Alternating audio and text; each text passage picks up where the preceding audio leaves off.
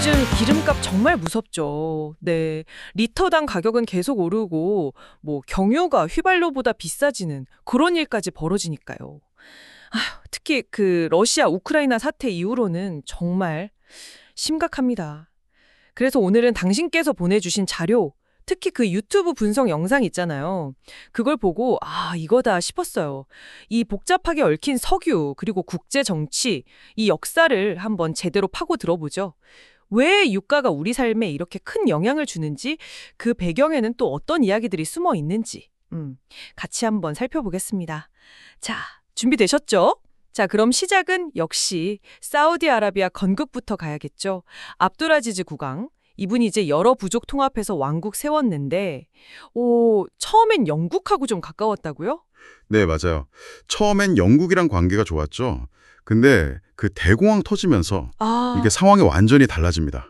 대공황 때문에요? 네, 성지순례객 수입이 완전 급감을 해버리니까 결국엔 이제 돈이 없어서 석유 채굴권을 팔아야 하는 상황까지 온 거죠. 아하. 근데 영국은 거기 석유 안 날 거라고 봤어요. 약간 가능성을 낮게 본 거죠? 근데 미국 회사, 그 스탠다드 오일 오브 캘리포니아, 소칼이라고 하죠. 거긴 달랐습니다. 오, 미국을 다르게 봤군요. 네, 이미 주변에 베네수엘라, 이라크, 바레인 여기서 막 석유가 빵빵 터지고 있었거든요. 그러니까 여기도 가능성이 있겠는데? 하고 베팅을 한 거죠. 당신이 보내주신 그 영상에서도 이 부분 강조하던데 1933년에 진짜 헐값. 정말 지금 가치로 따져도 한 1억 원. 그 정도도 안 되는 돈에 60년짜리 독점 사업권을 따냅니다. 와, 1억 원도 안 되는 돈에 60년 독점권이요? 이야, 그게 오늘날 우리가 아는 사우디와 미국의 그 특별한 관계, 그 시작이었다는 게 참 놀랍네요. 그렇죠. 그러다가 드디어 1938년 그 유명한 담맘 7호 유정에서 어마어마한 양의 석유가 터져나옵니다. 네, 담맘 7호. 이게 이제 시작인 거죠. 그리고 2차 세계대전을 딱 겪으면서 미국이 깨달아요. 석유가 이게 그냥 자원이 아니구나. 네. 이건 국가 안보랑 직결되는구나. 이걸 깨닫고 이제 국가 차원에서 접근하기 시작하는 거죠. 그래서 그 유명한 만남이 이루어지잖아요. 루즈벨트 대통령이랑 사우디 국왕. 맞습니다. 1945년 얄타 회담 끝나고 돌아오는 길에 미 해군 군함 퀸시오에서 압둘아지즈 국왕을 극비리에 딱 만납니다. 야, 군함에서 비밀 회담이라. 여기서 정말 중요한 약속이 오고 갔겠네요. 그렇죠. 여기서 이제 딱 틀이 잡힌 겁니다. 미국은 사우디 석유에 대한 안정적인 접근권을 확보하고 대신 사우디는 미국의 강력한 안보 보장을 약속받는 거죠. 이게 바로 그 석유 안보 동맹, 수십 년간 이어진 관계의 핵심 골격이 이때 만들어진 거군요. 바로 그겁니다. 이게 쭉 이어지죠. 그런데 평화롭지만은 않았어요. 1973년에 4차 중동전쟁이 빵 터지면서 상황이 또 급변합니다. 오일 쇼크. 네, 아랍 산유국들이 석유를 무기처럼 사용하기 시작한 거죠. 석유 수출을 막 금지하고 줄이고 이게 바로 1차 오일 쇼크로 이어집니다. 이때 유가가 엄청나게 뛰었죠. 4배요. 불과 몇 달 만에 유가가 4배가 폭등했어요. 전 세계가 그냥 혼란에 빠졌죠. 아까 말씀하신 것처럼 우리나라 택시들이 이때부터 LPG로 막 바뀌기 시작했으니까 우리 생활에도 정말 직접적인 영향이었죠. 정말 큰 충격이었겠네요. 근데 이 위기 속에서 미국이 또 한번 묘수를 두죠. 사우디랑 또 중요한 약속을 합니다. 바로 페트로달러. 석유 거래는 무조건 달러로만 해라. 이 시스템을 만든 거잖아요. 그 분석 영상에서도 이 부분을 상당히 중요하게 다루더라고요. 네, 맞아요. 당시 키신저 국무장관의 역할이 아주 컸습니다. 사우디는 이제 석유판 돈으로 미국 국채를 사들이고 결제는 오직 달러로만 한다. 이걸 합의한 거죠. 아하. 이 합의 덕분에 전 세계 모든 나라가 석유를 사려면 무조건 달러가 필요하게 된 거예요. 그러니까 달러가 그냥 명실상부한 세계 기축통화로 자리를 확고하게 굳힌 거죠. 이게 수십 년간 미국의 어떤 경제 패권을 지탱해온 보이지 않는 기중 역할을 한 셈입니다. 와, 정말 치밀한 전력이었네요.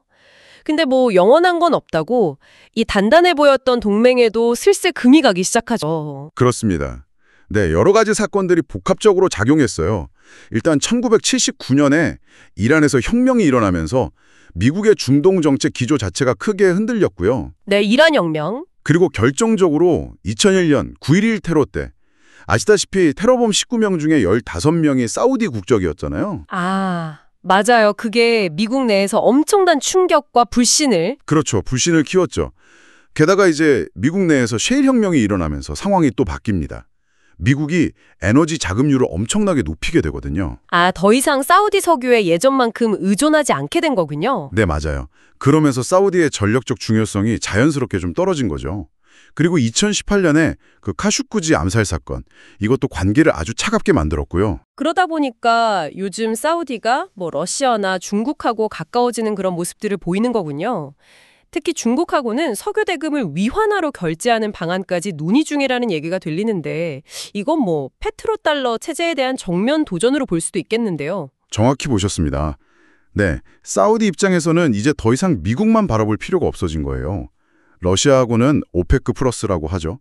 비회원 산유국들하고 같이 감산을 주도하면서 유가를 관리하고 있고 그렇죠. 중국하고는 경제협력을 엄청 강화하고 있죠. 미국의 그늘에서 벗어나서 다각적인 외교를 펼치는 겁니다. 미국의 안보 우산도 예전 같지 않다고 느낄 수도 있고요. 이런 식으로 석유를 둘러싼 국가 간의 힘겨루기, 지정학적 게임은 지금도 계속되고 있는 거고요.